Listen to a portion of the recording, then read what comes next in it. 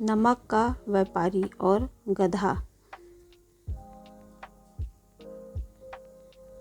किसी गांव में एक व्यापारी रहता था। वह काफ़ी दिनों से बहुत परेशान था, क्योंकि जिस वस्तु का वह व्यापार करता था उसमें उसे काफ़ी नुकसान हो रहा था।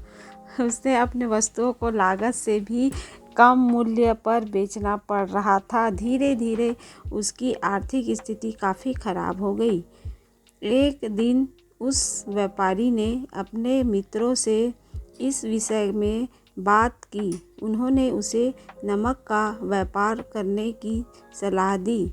उसने सोचा कि नमक का व्यापार करने का ख्याल उसके दिमाग में पहले क्यों नहीं आया। जो भी हो, उसने तय किया कि वह नमक का व्यापार करेगा। वह समुद्र के किनारे गया और अपने गधे को नमक से लाद दिया। इतने अधिक नमक को देखकर वह बहुत खुश हुआ और घर वापस आया। वह अपना नमक प्रतिदिन बेचने के लिए शहर जाता। एक दिन व्यापारी ने एक नए शहर में नमक ले जाकर बेचने का निश्चय किया। उसने अपने गधे पर बाजार जाने के लिए नमक के थैले लाद दिए। रास्ते में नदी आ गई।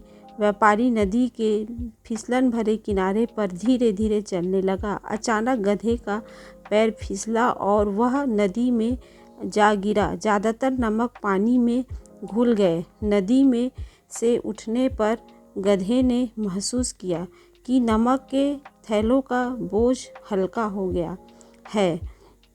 व्यापारी कुछ नहीं कर सकता था सिवाय घर वापस लौटकर गधे पर दोबारा वजन लादने के। घर लौटकर व्यापारी ने फिर से गधे पर नमक लाद दिया। अब जैसे ही वे दोनों वापस उस नदी के फिसलन भरे किनारे पर पहुँचे तो गधा जानबूझकर नदी में गिर गया और नमक के भरे थैलों को दोबारा से बर्बाद कर दिया।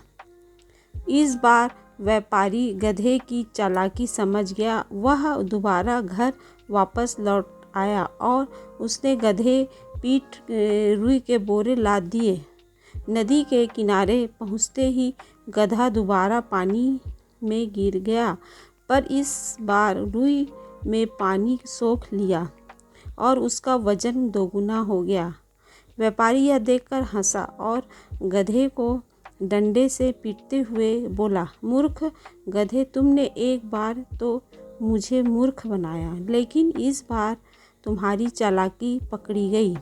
तुम्हें पता होना चाहिए कि जो ज़्यादा चालाक बनने की कोशिश करते हैं कभी कभी खुद भी फंस जाते हैं। कहानी से यही शिक्षा मिलती है कि हर जगह एक ही तरीका काम नहीं आता।